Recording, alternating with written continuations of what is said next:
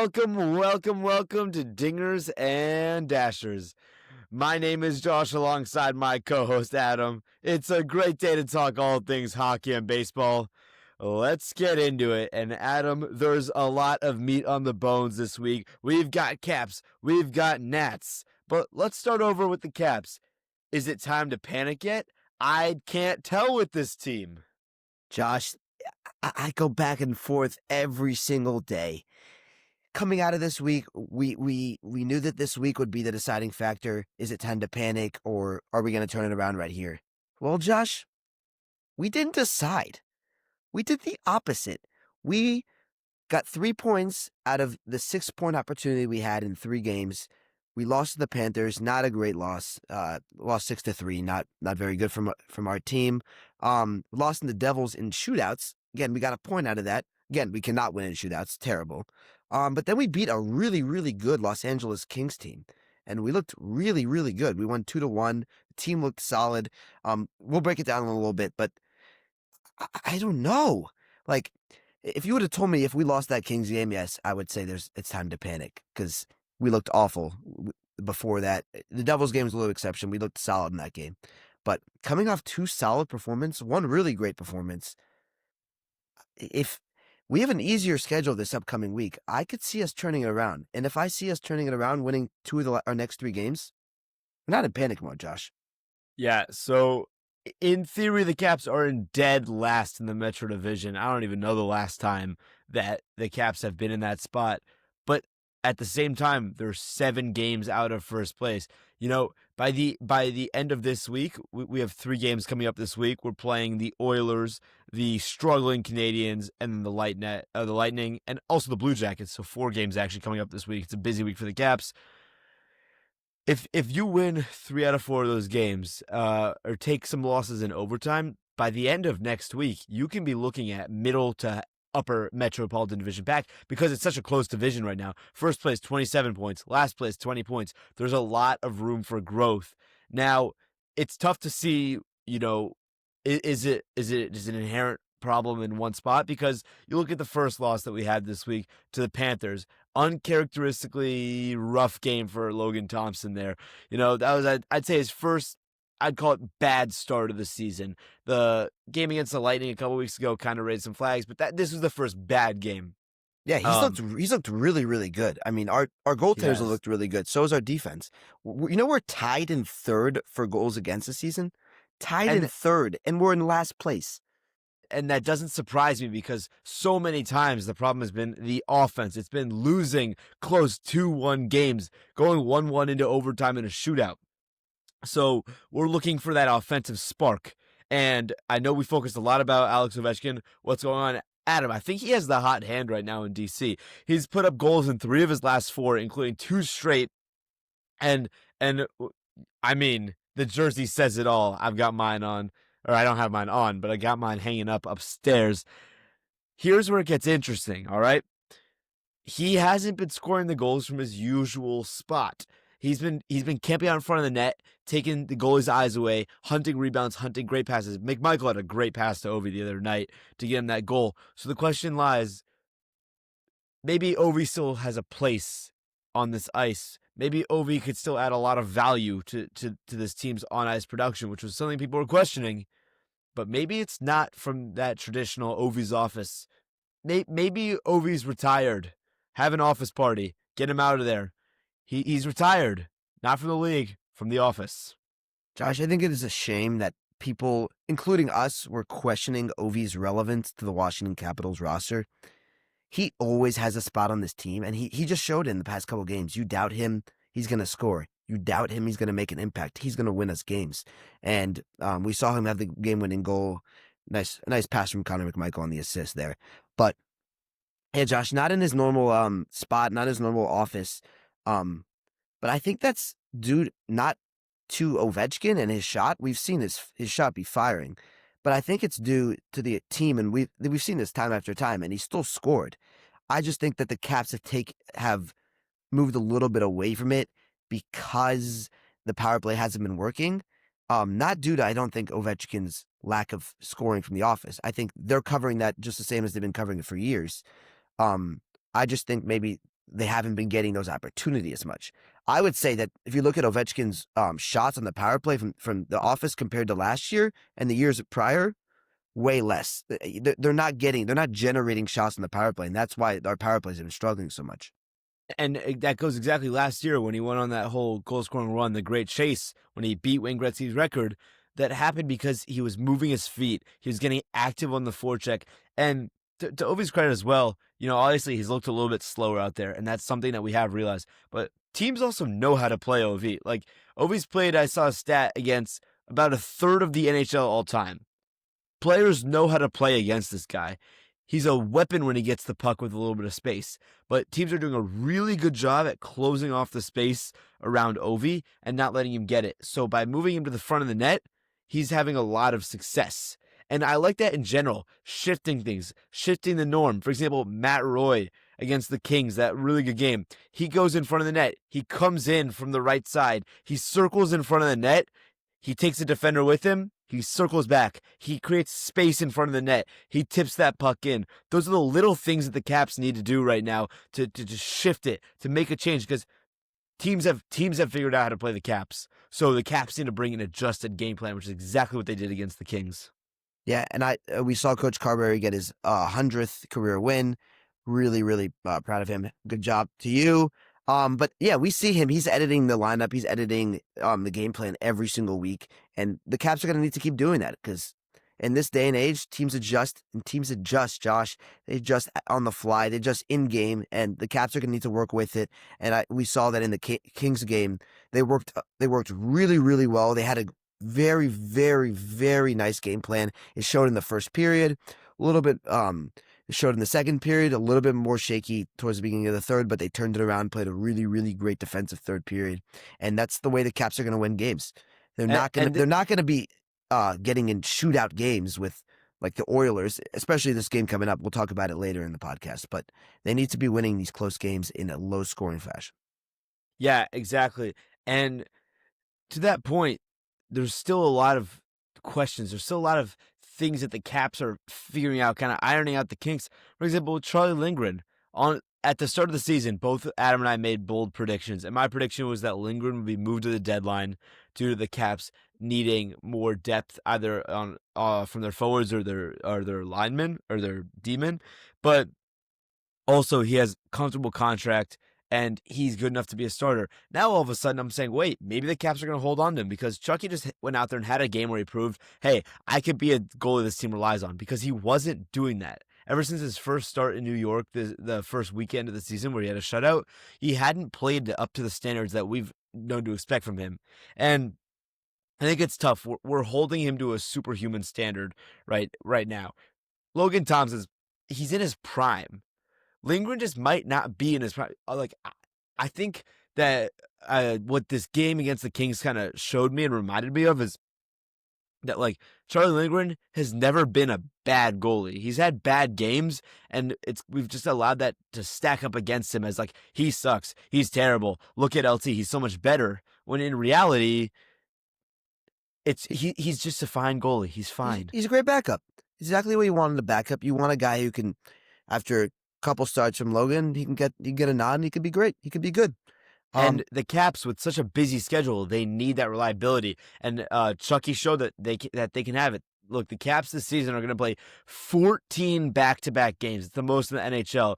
The Caps are playing like 4 games this week. They played 4 last week. The Caps are playing a lot of hockey right now. That's also not something they did last year. Well, they played the same amount of games, but last year they played the fewest amount of games out of all the teams throughout the season, and they had games in hand at the end of the season. That's not something that they're getting this year. That's not a luxury that they're getting, and they're having to play through holidays and play back-to-backs on weekends and day games and traveling.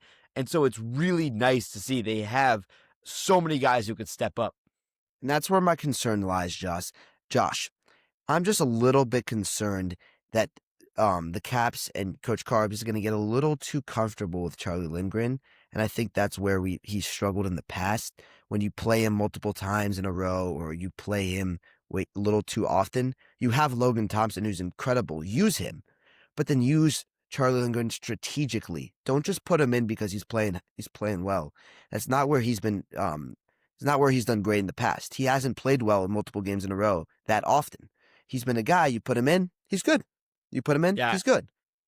that's an interesting point. Definitely trying to find the right balance because it's a new thing to the Caps this year. Look, Carberry is a new coach. He's in his third season.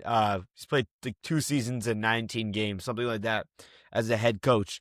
And so last year there was just a tandem, boom, boom, boom, LT Chucky, LT Chucky, LT eventually getting more starts later on in the year.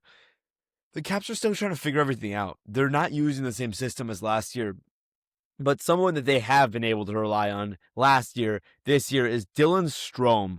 Now, he had a little bit of a slower start to the season, but recently he's picked it up, and the Caps have needed that in a bad way. Strome's about 60% at the faceoff dot right now, and that's exactly what you need from your first center, especially when you're missing Pierre-Luc Dubois for 3 to 4 months. Your other like mainstay center on the team, you need a center to step up and say, I could take faceoff draws. And so Dylan Strome, Nick Dowd, heck, Ovi took a faceoff, and when the hell's the last time that happened? But Ovi's 100% at the dot this season. He's 1 for 1. It's about who can step up and fill those gaps. Lindgren steps up and fills in when LT can't play. LT's going to have to fill in when Lindgren isn't going to be able to put a team on his back. And then then you get into the question of, does Declan Chisholm have a spot to really be a mainstay, or is he just going to be the first one off the bench as the healthy scratch? Where does Leonard fit in? Leonard's been really, really good recently. He's been getting a lot of minutes, but he's only playing he's not been getting a lot of minutes. He's making good use of his minutes, but he's only playing 8 minutes a game right now. What gives, Adam? I think he should be on the ice for much more time than that. Yeah, Josh, I'm going to totally agree with you, and I'm going to go on a little bit of not a rant, but a quick say. Floor is yours. Coach Carbs, put in Ryan Leonard more. I know he's young. I know he's a rook, but put in Ryan Leonard. Have you seen what he's been doing on the ice? I don't know if there's something behind the scenes. I don't know. Maybe he's not having the best attitude. He's coming on, maybe having too long of shifts. There could be something there. But Ryan Leonard, he's looked incredible when he has the puck. He's had so many shots. He's been finding people open. He's been making moves. He has a spark that a lot of guys in the Caps just don't have. He's not a role player like a lot of the Caps players are. He's someone who can make the fancy work. He's someone who can make plays. And we've been too much of a system team. You need guys who can do something different, something special. So enough with these role players getting more minutes than some special guys. Get Ryan Leonard in the game. Get him the puck. And you talk about demon mentality. That's something that people online have been talking about a little bit recently. And right now, like in this Caps roster, they don't have a true demon. Duhaime maybe comes close, but they don't have that guy who could change a game like that. Wilson can be that guy at times, but they don't have the guy who's the game changer. It's not Ovi anymore. He's great. I'm not saying he's not great. He's not a game changer like he used to be. And it's tough for a goalie like as good as LT, who's arguably the best player on the Caps right now, to be a game changer because he can't score goals. But Leonard, I think he's that guy that the Caps put all your marbles in his basket, if that's a saying. But Leonard has something, and the Caps need to be so careful not to waste it. And granted, he's young. What is he? He's like 21 years old or something like that. Yeah, he just came out of college, but he's special. But he's really special. But when you have something, and we see it from the Canadians who are really good at this, like Demidov, all these really special players, Flyers working with a really young core, Matvei Michkov. Coletson's brother, a boy in our system, Lane Hudson. He's been amazing with the Canadians. But yeah, so you see that. Sure, use him sparingly. Maybe game on the line, you go experience over flashiness. But I mean, he's not even playing 10 minutes in a hockey game. I don't like that at all. If he's playing 8 minutes a game, that means he's averaging about, 2 to 4 minutes a period, maybe? I hate that. Leonard, when LaPierre, when those guys are on the ice, we seem to get ozone time. And so I'm not fully understanding. It's tough because obviously as a coach, you need to make hard decisions. Hopefully Spencer Carberry will figure it out. But a coach who's already making some great decisions in D.C., Blake Butera. He just had his first press conference as the Nats' new manager. And that actually, before we dive into him, I think that'll bring us right into our Nat of the Week. Adam, why don't you tell the people the Nat of the Week, the first coach that Blake Butera has kept on the Nats for next Yeah, season. the Nats and Blake Butera made a great move in keeping this guy around for the ride. Sean Doolittle, former Washington Nationals relief pitcher, helping us win a World Series. Thank you, Sean Doolittle. We really appreciate your help. I mean, he's a great guy. He's a system guy. I think he loved it his time here in DC, and we see it as he's staying here. We're happy for you. Keep it going. Please get help us win another World Series as a coach. Thank you, Sean Doolittle. Yeah, so Blake Butera, I'm liking what the Nats are bringing in, both with Paul Taboni and Blake Butera. These guys seem these guys seem like disruptors to what's been going on in the Nats, and although maybe that has a negative connotation, they need these kinds of disruptors. Blake Butera, basically, his approach is he wants to get to know the players, and he wants to fix his team. So him and Taboni are working on that. But Blake Butera said he met with different players, and he said the players had really good accountability. James Wood, in his meeting, the first thing he said when Blake Butera asked him, how do you want to get better? James Wood said, I need to just be better. Like, my second half was terrible. Most people, James Wood's, he's like 22, 23 years old. Most people that age, if they had a season where they hit like 30 homers and like just played as well as James Wood did, I mean, Wood, he got some flack, but he played a good season. They'd be so happy. They'd be in the offseason party. No, James Wood wants to get better. Dalen Lyle, freak athleticism, insane pop at the plate. We saw that. He asked Dalen Lyle, what do you want to get better at? Dalen Lyle says, I need to learn how to field. Because Dalen Lyle was just a terrible fielder this year. But Dalen Lyle said, look, I'm athletic. I need you to help me. And so Blake Butera said, okay, boom, I know what I want to work on with you. And so let's work on it. Dylan Cruz has the same meetings. The pitching staff, everyone else has these meetings. And I think that with players with as much drive and ambition as these young guns on the Nats have, and then managers who are that willing to buy in, and then not just a manager who's willing to buy in, but a manager who can go to execs, Paul Taboni, and have the resources to buy in. That's how you build a winning culture on the Nats, and they're doing it before they even pick up a bat and a ball, because it all starts in communication and trust, and I think they're doing a beautiful job building that right now. Yeah, Josh, these players could not go out partying after that season that we just had. That would be ridiculous. James Wood, he had a great start to the season, but he did fall off, and he accepts it. He's going to fix it. But yeah, you cannot party after the season we just had. And I love what Blake Butera's coming to the team. He's saying, you guys sucked last year. We need to change this. It starts with communication, exactly what you said. It starts with a transparency that everybody understands they need to get better and they need to work as a team. And I love what he's doing. He's being straight, right to the point with it. You guys need to get better, and the Nats are accepting it. So I'm really excited for what we got. Yeah, I don't know if his message was that harsh face to face with the Nats, but yes, But he basically, definitely. But basically, he sees the room for change, and hopefully, change will be made. Some change that's been reported. There's been talks of C.J. Abrams, Mackenzie Gore, teams being interested in them. Now, I will say, I think that it's more likely Mackenzie Gore is traded, and I think it's pretty likely because he's got a year or two left on his contract, and he's his agent, Scott Boras. So you know that teams are going to be dishing out a pretty high contract to Mackenzie Gore.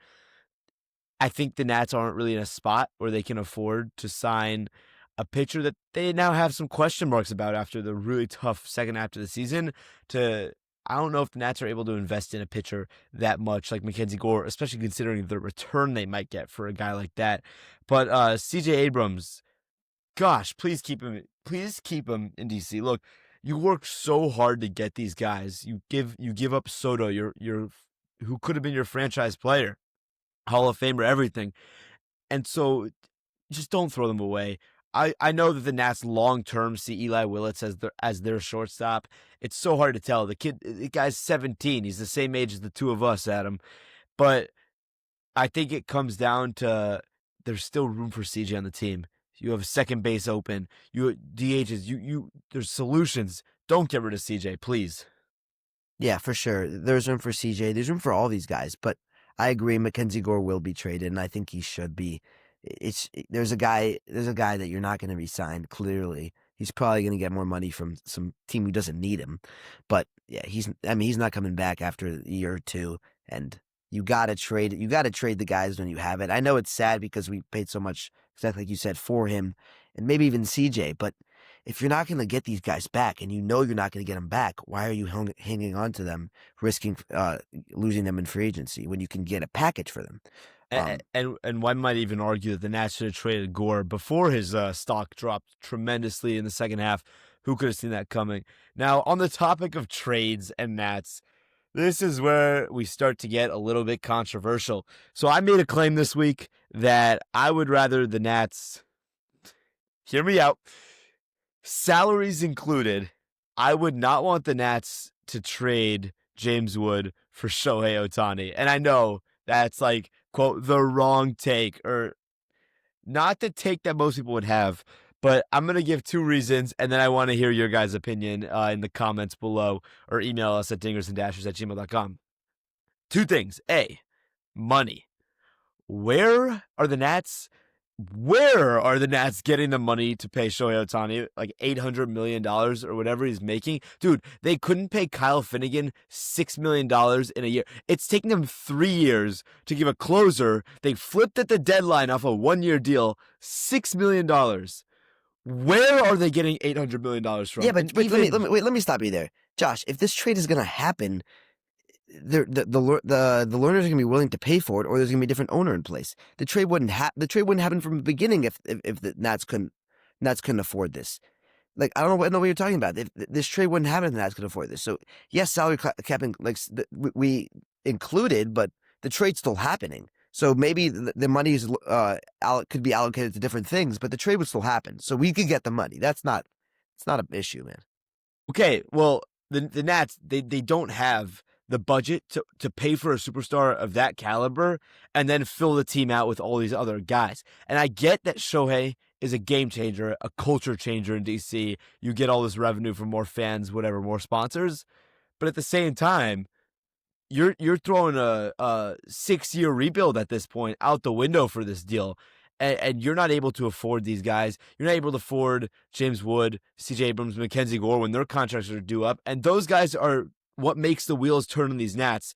Shohei's a great player, but one player alone can't win this team a World Series. That has to come from having depth. And we know that the Nats can't build around one guy because they tried it with Bryce and they couldn't get past the first round of the playoffs. They tried it with Soto and none of it worked. They've tried it with a million guys and it's never worked. I don't see why you throw out this rebuild where you actually have potential to be a really good team with a good culture for one guy. And I get Shohei, he's superhuman, but I just don't see it.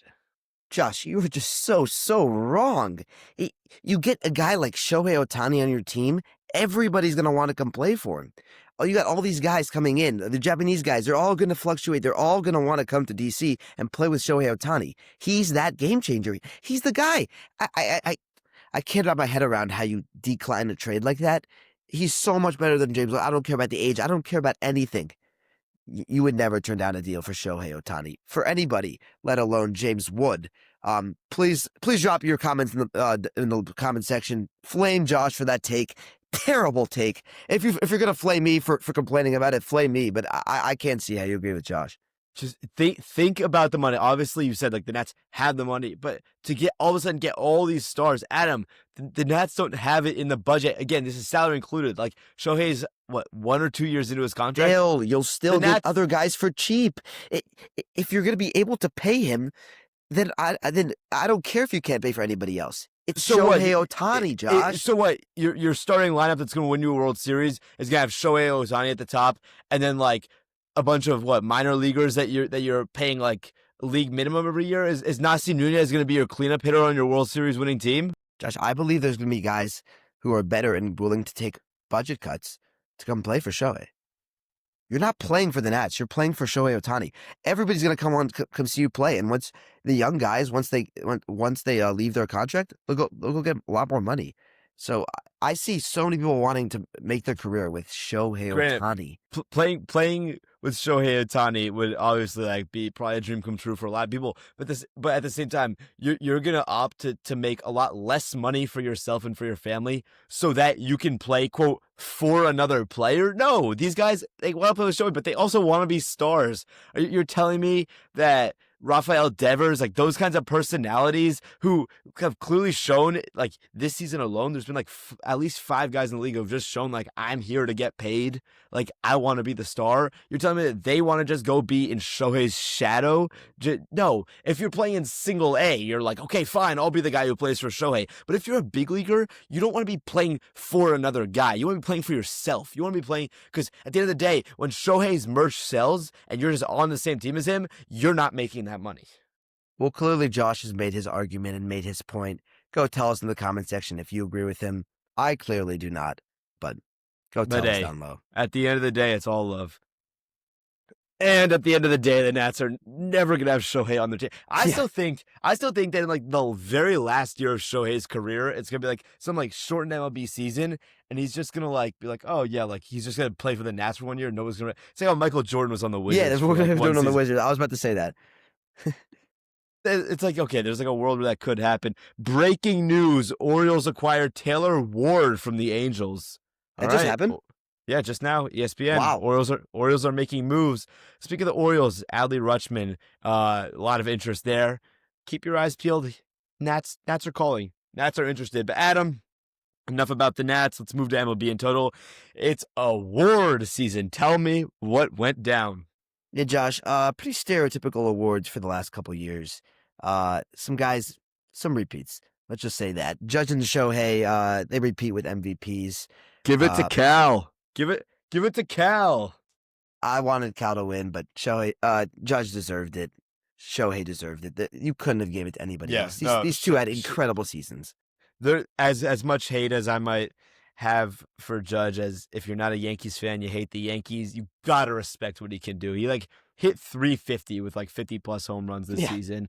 But at the end of the day, Yankees lose.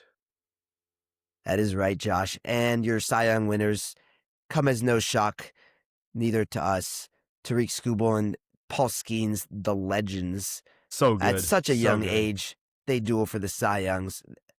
Every single time they go against each other, it's like you're watching cinema. You're watching young Clayton Kershaw versus Max Scherzer. It's just incredible to watch. And speaking of trades, by the way, Skeens' contract is up soon. I don't think a pitcher of that caliber wants to be on the Pirates. So you can't trade him. He's not tradable. They're not going to trade him. No, maybe not tradable, but his contract's going to end, and I don't think he wants to stay on the Pirates. Yeah, he'll leave. But Oh no. The Pirates know that they're not keeping him afterwards. So I bet you they're gonna. He might take the money grab. I don't know about that. I haven't fact checked this personally, but one of my friends, dear friend Tyler, earlier told me that Paul Skeens does not want to be in Pittsburgh. Yeah, not a shock to me. That's not a shock, yeah. Not a shock. Tyler's a Yankees fan. Can't trust a word he says. Yeah. Final awards to go out. Pat Murphy, the Brewers manager, and Stephen Vogt win your managers of the year. What Pat Murphy, I just want to highlight Pat Murphy. What he's done with the Brewers is just phenomenal. That I know their season ended a little bit disappointing for them, getting swept out in the NLCS by the Dodgers. But I mean, 4 losses. I said it. I went on a tear about the rant about Caps critics before the season. I'll stand by it. 4 losses can never allow it to define your season. I think the Brewers were phenomenal. They really were. And so was this player who just represented the MLB community and just the community of the United States of America in general. His local community, Mookie Betts, wins the Roberto Clemente Award for his outstanding efforts that he made for his community in the Los Angeles area. Thank you, Mookie. We appreciate everybody who's nominated for the Roberto Clemente Award, including that's you, Trevor Williams. Yeah, we mentioned it earlier in a prior show. I don't know why I forgot his name there, but yeah, Trevor Williams, thank you for what you do. Trevor Williams, who is not 40 years old, as Adam learned recently. He's at the clean age of 33. Let's segue right into our last baseball thing of the day. We call this segment 12 Questions. Adam, in front of me here, and for viewers watching on YouTube, you can see we've got the Topps Complete 2024 set. Every baseball player who played in MLB in 2024. I'm going to pick a random card. See, there's a lot of cards in here. These are all cards. I'm going to pick a player out of here. And so I just want to start with, we did this before the show. We did a quick practice round, and on the last question, we started with 10, but we're gonna do 12. I got Nico Horner out of the blue. I'm Yeah, really proud of myself. That was a great guess, and I hope I can do it again on the show here. it was an insane pull. All right, so we have the player. We encourage you guys to play along at home. Adam, 12 questions. I can only answer yes or no. Who is the player that I'm holding this baseball card of right now? All right, Josh, I'm gonna start with: is this player in the National League Yes. currently? Currently in the National League. Yes, they are currently in the National League. Is this player on the same team they debuted on? The same team that they debuted on in the major leagues, yes. Is this player a pitcher? No. Okay, that's 3. All right, is this player an outfielder? Yes. Okay, it's 4 down. Is this player in the NL East? No. NL Central? Yes. Okay, we're back to NL Central. All right, 6 questions remaining. Let's go with: is this player on either the Cubs or the Brewers? Yes. Okay. Questions left. All right. Let's just go. Is this player on the Cubs? I want to get the team. All right. I think I have enough guesses to throw out some names. All right. This player, Cody Bellinger? No. That was a horrible guess. He's not on the Cubs. What am I talking about? Yeah, pretty bad guess. Yeah, that was not great for me. Whew. Is this PCA? It is not PCA. 2 guesses remaining, Adam. It's crunch time. Okay. So I know Kyle Tucker's on the Cubs, but he did not debut with the Cubs. So is there other outfielder? Why am I blanking on the Cubs outfielder? This is really bad. Josh, is this player under the age of 25? No. I should have asked if this player is a starter. That was a mistake. Older guy, you have 1 question remaining before you have to make your final guess. Older guy who's been on the Cubs for a while. Oh no. I can't think of a name. Outfielder on the Cubs. Okay, it's not Kyle Tucker or PCA. It will be. I don't have him. Is it Jason Hayward? I don't know. Is he still on the team? No, I don't think Jason Hayward's still in the league. No, Adam, the player was Seiya Suzuki. That's so bad. You give me back-to-back Cubs. I get Nico Horner, but I can't get Seiya Suzuki. Why do I keep doing this on the podcast? I embarrass myself with every single trivia thing. And every single time off the camera, I do amazing. That time, oh my gosh, man. I even said Cody Bellinger. What is this? Well, Adam figures out whatever crisis he's having right now. Let's preview the Caps' upcoming week. We got the Oilers at the Caps tonight at 7 p.m. The Oilers, they're a solid team, but they're coming off a bad loss to a pretty bad team. They just lost 5-1 to the Sabres, so they're going to be looking to get right back on track. So the Caps' job is to extinguish that flame early because, on the road, the Oilers are going to come out strong. They're going to come out heavy, and then we play our 5th back-to-back of the season, because whoever made the schedule has it out for the Caps, and that's against the Montreal Canadiens. Adam, what can we look for in the Canadiens game? Yeah, I want to see pure dominance from the Caps. I know they're going into Montreal, which is one of the toughest places to play in all of hockey, and I know the Canadiens are going to be wanting to come out strong after losing 4 straight, just looking terrible, getting crushed, dominated. The Canadiens are struggling, and I think the Caps need to take advantage, need to do their work, film. I see the Caps coming out strong in that game. I see the Caps winning the next 2 games, and I think if they do that, we're not in crisis mode. No. And again, also the Canadiens have a little bit of emotional stake. Caps took them out of the playoffs last year. They won games in Bell Center. So the Caps show that they can win. They can win in Canada. They can beat the Canadiens. They backed it up. We come back home for a great old Saturday night in DC. It's gonna be popping. Adam and I are actually both going to be at that game. Hit us up, DM us on Instagram if you're also going to be there. I might be filming a little bit of trivia outside the arena. Keep your eyes peeled if you see two guys in Ovi jerseys running around doing fun stuff. And then we're gonna cap out the week. Blue Jackets at the Capitals Monday night at 7. This is a week, and I know we say it every week, but this is truly a week where the Caps can make up a lot of ground. They play a lot of games, and wins can go a long way. They're not necessarily playing the top teams, right? The Lightning did beat us last time around. It was a close game though, and the Caps know what they have to do. And if the Caps can keep making those adjustments, we can come out of this week with a little bit more comfort, a little bit more certainty, and a little bit more love for everyone on the team. For sure, for sure. Yeah, this is a big week upcoming for the Caps. Big week for the NHL in general.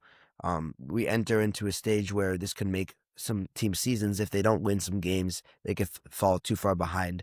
I don't want to get ahead of ourselves. The Caps aren't one of those teams, I don't believe, because I believe they are going to win the next couple games and make a statement in the Metropolitan Division, make their way up the standings. I'm excited for this week. I'm excited for the Saturday night game. If you're there, hit us up. We'd love to meet you outside the stadium or inside the stadium. Just drop it in the comments. Yeah. Anyways, hit us up on Instagram, Twitter. We're on Threads now. We learned about that recently. We've got dingersanddashers@gmail.com. We've got the website, dingersanddashers.com. We've got all sorts of ways for you to interact with us. We'd love to hear from any of you guys if you got anything to say. Thank you so much for tuning in to Dingers and Dashers. As always, I've been Josh. That's Adam. See you later.